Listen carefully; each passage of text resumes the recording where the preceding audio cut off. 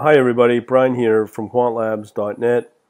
I just want to go over some better indicators that might be needed for analyzing forex trading. I think this can be said for any fast-moving asset like forex. First thing I want to show you on my latest on my blog is something called spread for dynamic bid and ask spread, and I'll show you how that works in a second, but there's a blog posting called Spread for Dynamic Bid-Ask Spread. Video is negative for forex trading. I'll show you an example of that in a minute. Okay, and I also previously put up Understand Bid-Ask Spread Pricing for Algo Forex Trading Success. So, I'm going to my JForex again. This is JForex for Duca's Copy Forex Trading. What you're looking at right now is the bid and ask, and basically here at the bottom, this is a tick data, British pound against the yen. Here you can clearly see at tick level what they call a rate of change. So I set up the indicator, and it's percent of change. So it's kind of the normalization is built in. So, as I said, I'm working off of the bid. Now, another thing that you need to understand is to understand the concept of betting, or if you're longing, you bet on the bid and then the sell on the ask. Critical stuff because the brokers don't want you to know this information. And as it says in one of my postings here, how that can open up as a negative on the position that you do open up. Here's the reason why. Here's your spread between the, in this case, pound against the yen. You can see the difference here, which I'm starting to learn, but you've got, in this case, roughly 70 pip difference. If we got here 156.200 and 156.120, and yeah, right there you can lose on the position once it's open up, and that's why you do get negative returns here. I think it's quite important to understand, to look at the behavior here at the tick level to show you how this works. So you can clearly, this is defined as a momentum indicator, and you can see how rapid your price will go up and down based upon what's going on in the price at the tick level. I have seen bars, which is on a minute, where you will get what they call block trades. Those can be from larger institutions. Put a large block order in, and then that will can instantly have your position be profitable or negative at that point in the bar, based upon that impact that it will have on your, let's say, averaging. If you're using the, let's say linear regression, or if you're using, my case, also the negative versus positive changes between each period. But you can see how random it is. It's I would say, unless you get a sudden streak of green here, that may mean it is going up, but it's not going up in the direction at the levels that you want. But here you can clearly see the direction of the rate of change is quite fast at a tick level. If you're to watch this on a minute basis, it can move even faster. So in this case here, right here was the actual drop in price, and then this rate of change indicator is somewhat lagging behind that. So this is a challenge for this indicator, but I want to show you some other indicators that we could use as well, because we want to make sure we don't have these lags. When we have a price drop, 2 ticks later we get that change updated. We want it as real time as possible. So let's take a look at some other indicators, see what we can use. So again, This is J4X. I'm not sure if your platform has the ability to show you these or this kind of classification. Here you see we have a variety of indicators that we have at our disposal to understand the rate of change. So this is the rate of change of between the pricing of the previous price. So let me delete that because I'm using rate of change a percent, price minus the price change minus the previous price. Now I don't think it'll make much difference between any of these because it's still lagging. Once again here, even though it's a small move right here, you can see that it is in real time, but if it's a sudden drop like this, which you see a lot of the times, that could be maybe a smaller block trade, or this big dip here. This one's not so bad, but it's these little guys, these sudden drops that will screw you. So if you look at by minute to smooth it out, you can see here just the price differences on these, and this is using a bar. So let me just see, or sorry, a candle. If I was to use an actual line, you can see somewhat the rate of change. This might be better actually to use minute rate of change. Here we are getting the up, and not sure if we can catch the rate of change here as fast. So we can use both the magnitude and the number of negative movements between each minute. So next question is, can we use a 5 minute? Because a lot of people like the 5 minute. But again, you can see that the opportunities really slow down once you start to go into a 5 minute chart. And this is a fairly fast moving instrument, pound against the yen. So it comes back to the minute chart, maybe decent enough to work from. So let's check out our indicators and see what else we can have for momentum. Because I just wanted to discuss this with people. The volatility is another one. Pattern recognition, I have no idea.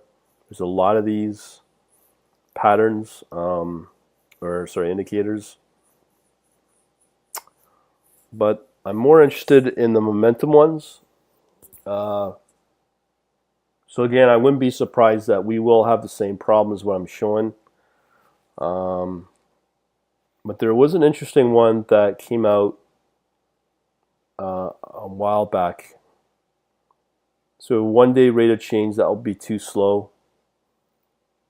We have Williams R. So let's give that a whirl. Time period 14. I can easily shorten that. But again, let's see how it compares against the rate of change. So we have uptrend green, downtrend red, style. I do like this type of style with opaque, all that, and let's add it. Let's see what happens here. Where did my indicator go? So that's the rate of change. Somewhere in there is a William R. So I have no idea how that came about. Or is this the William R? We have the rate of change. Okay, let's see how it works. So the William R. Let me just remove this. Remove. Oh, I see. Okay. So see here, this rate of change isn't quite good because we have a trend. It's clearly up, but you can see here it's mixed with red and green, which it shouldn't be. So that's to me, that's not a very reliable indicator. So, but let's try this Williams R.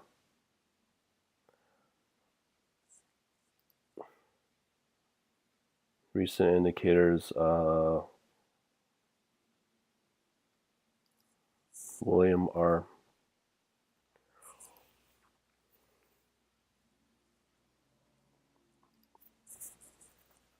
Now, the reason I'm using William R is because Matlab uses it in its technical analysis toolbox, so that's why that might be a better one instead of using something that's not as mainstream, we'll call it, that would be part of the Matlab toolbox. So that tells you that if Williams R is one of them, clearly that is an acceptable indicator for these type of things. So let's use the indicator. Okay, so this looks good actually. 1 minute, Williams R shows a clear trend up, does flatline a bit, so it's red, which is exactly true. So if I use the 5 minute, is that good enough?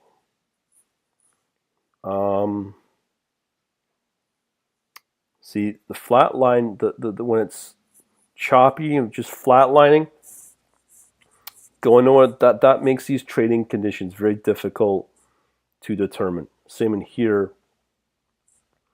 If I did a 5 minute, 15 minute, again, there's really no factor. But funny thing is, the minute seems to be a little more accurate.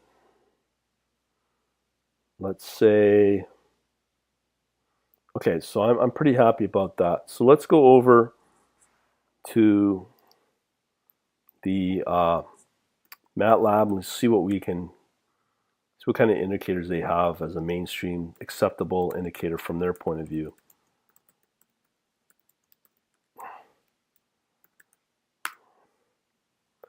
Okay. All right, so using Matlab, you can see here, this is what we got. Momentum stochastic, chalk-in for the oscillator. Williams R, that's the one that we're using right now. We can set these different stochastics. This one's the one I'd like to use, the positive and volume and positive volume and negative. Here's some other ones.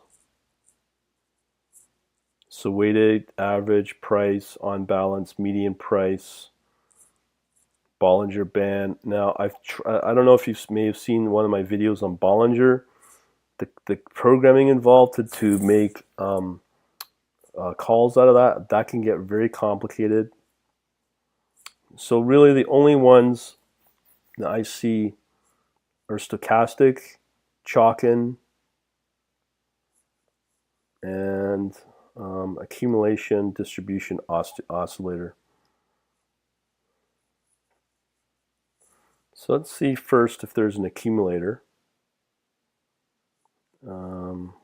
Williams R, it doesn't look too bad. Okay, so let's see if we can find some kind of accum, accelerator, deaccelerator, oscillator, median price, output. So that might be an interesting one to add. Okay. I will say that the Williams R is much better than the rate of change. I'm going to get rid of this, all of them actually. Let's get rid of these guys. Okay, so let's add in that other one.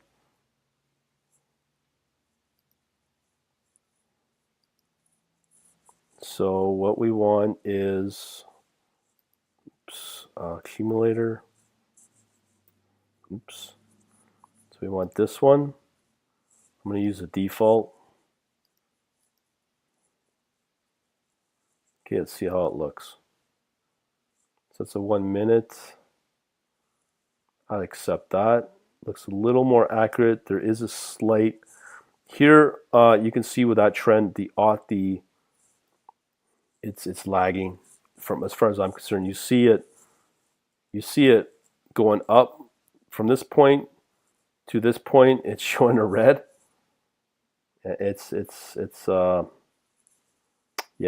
These two bars here The latency I don't like. Let's see what we have here in the tick level.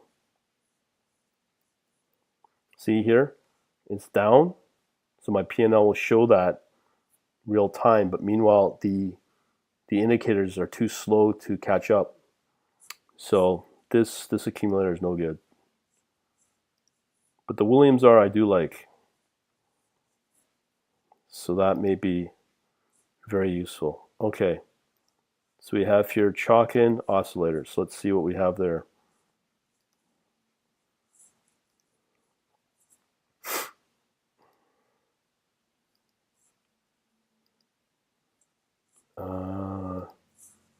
Chalk-in.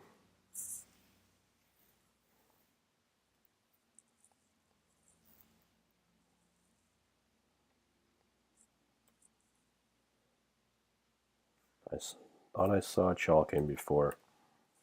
Well, we can verify that with our search on Google. All right, so what we're going to search for, if you ever are looking for anything Dukascopy related, what you can do is you can easily do one of two things. Well, this is the best way.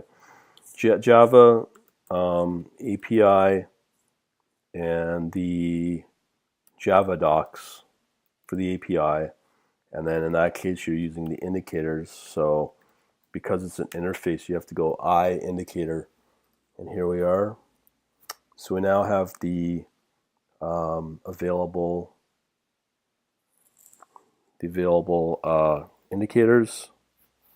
So I don't see, have I got this spelt correctly? Yeah. Oh, it's CHA. CHA. Does it exist? No, I don't see it. So I'll do this again. What do we have here? C Chandler. No. Okay.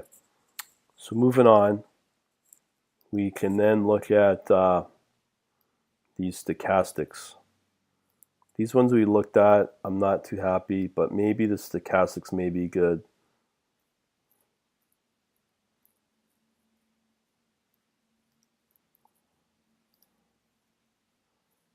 Okay, so let's add this one. What kind of stochastics we have? So we have a stochastics momentum index, fast, and relative strength. Why don't we try all of them? Okay, so we don't have a indicator. Let's try the momentum. Just use the default. Need to make sure that because I'm using minute or tick, it should not matter on these parameters, I hope. So we have here signal, up and down, levels, advanced. Okay, on the output, I like to put, let's do this. Okay, we have a dark line with a dark red. Then here we will do a light green and a orange. Yeah, we'll accept that. Add it. Let's see what happens. Oh, I'm going to edit that and just change the style to this guy.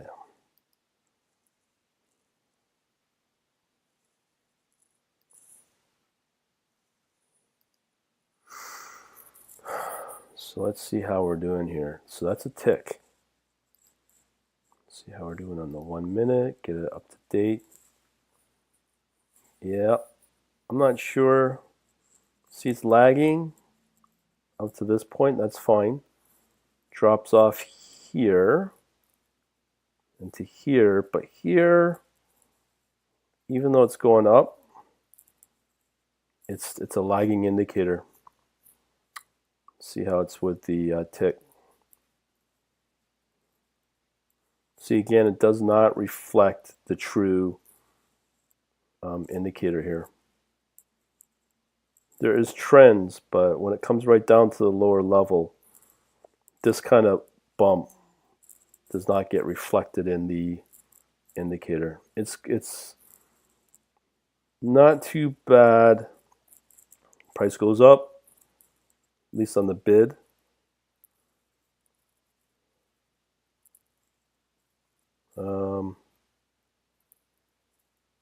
Might be getting these confused in the bid and ask. But you can see here, even though the price is not going up, that the signal gets stronger. So there you go. There was a jump, 91.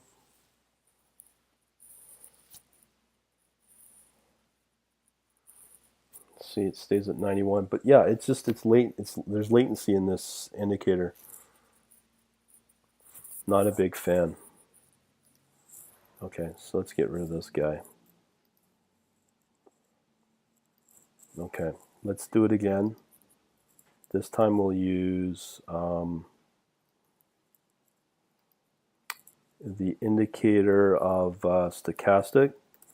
So we got this. So let's do a stochastic fast. Now again, the parameters may be wrong in doing this. I just want to see just roughly which one overall is better with less tweaking.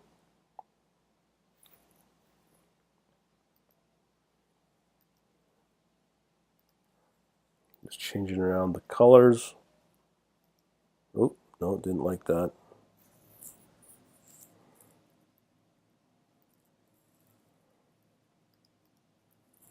Okay, so we want dark green, red for the downtrend, light green for the trend up. Okay. Now I can interpret better the other style that I prefer. I don't know the name of it, to be honest. Let's see how this looks. Actually, that looks not too bad. Ooh, and maybe.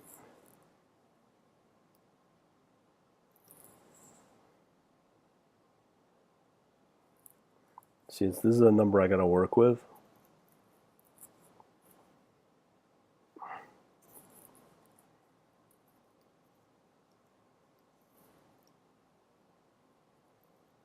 See how it behaves on the 1 minute.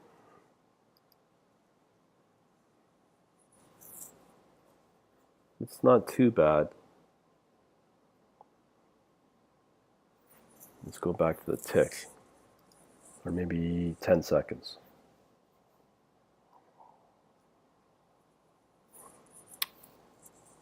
See how that looks.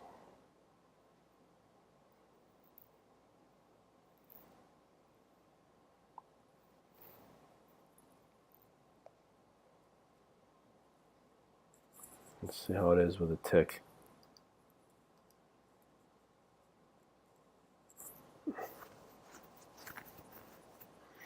Actually, that looks okay.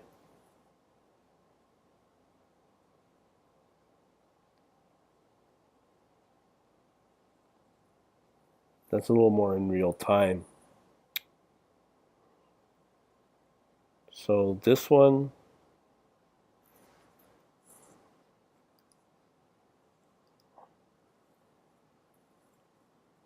okay, so we are dealing with stochastic RSI. Make a note of that.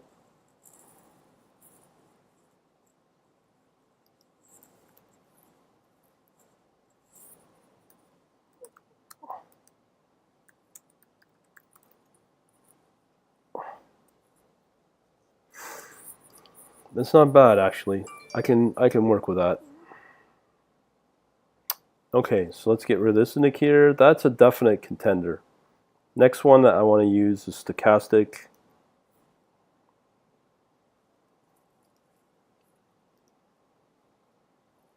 Okay, let me just try adding another indicator.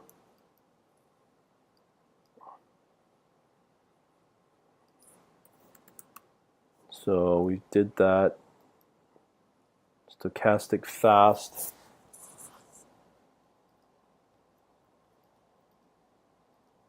Okay, let's just change these line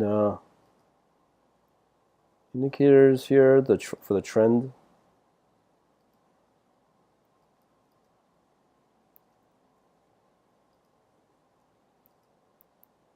Okay, let's give it a whirl.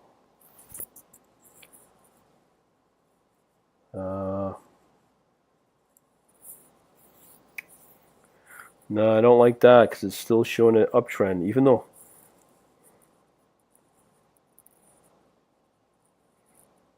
I don't know if I like that one. No, it's too slow. Let's try it on the minute.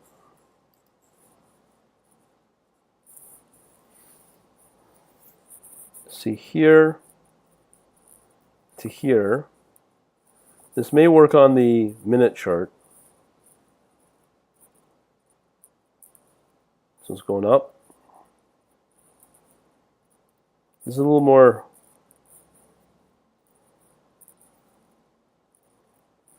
Actually, this is not too bad. So this is the stochastic fast.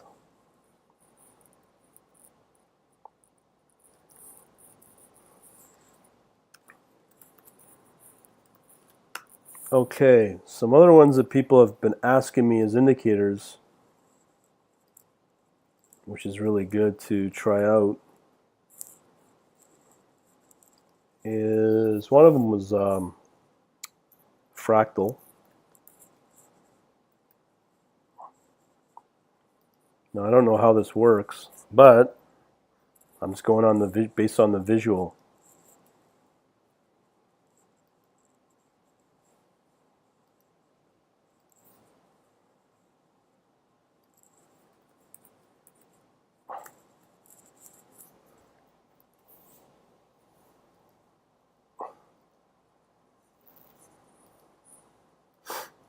And then just change red to green. Looks like there's no style that you apply. Okay, add, and let's see what happens. So what's this saying? Output minimum time. Oh, I see. Yeah, if I remember, there's fractal 12.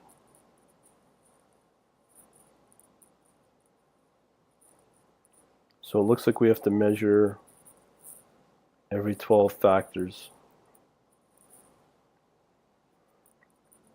It seems to be somewhat working at bottoming.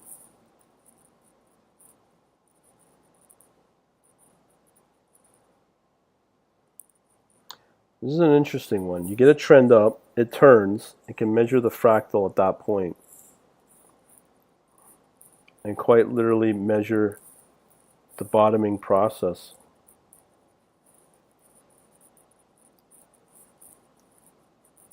That's on a minute chart. This could be used sort of like, that's a very interesting one.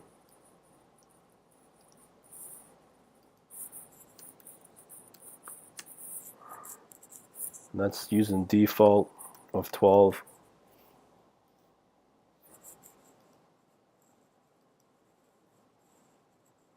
So number of 12 is 12 bars.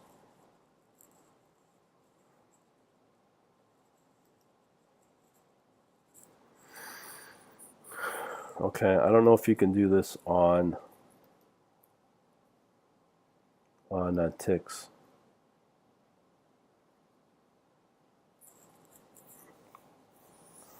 Wow. It seems to have accurately calculated a lot of the percentage of times on the lower break.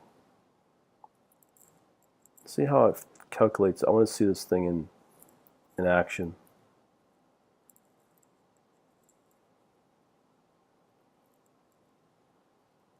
Now, at what point does it draw that fractal? See, with this fractal, if it's already price moving up, then it defines it. Let's see.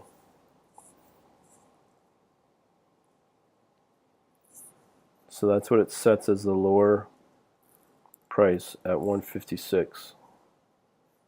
Whoa.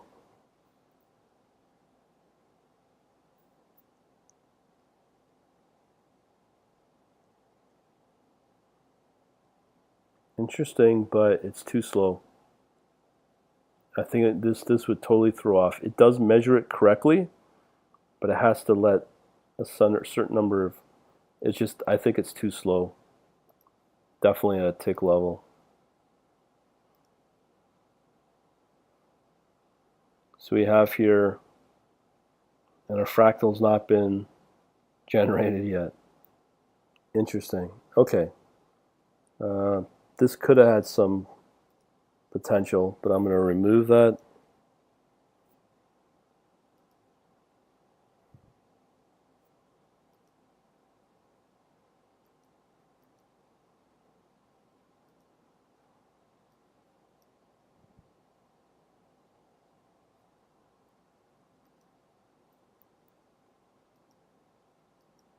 Okay.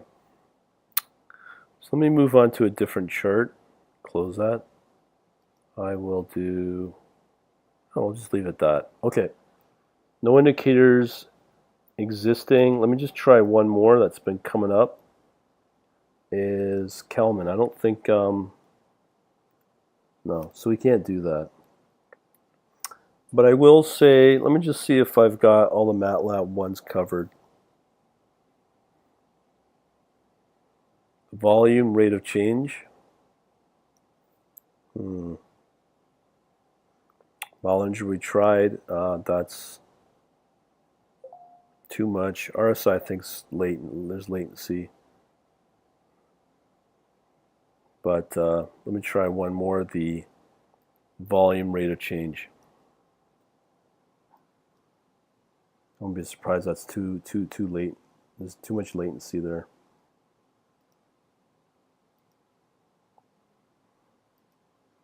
Volume.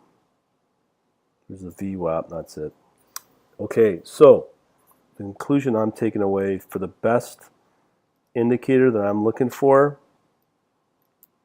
are pretty well the Williams in some form of stochastic. Let me know what you think. Over and out.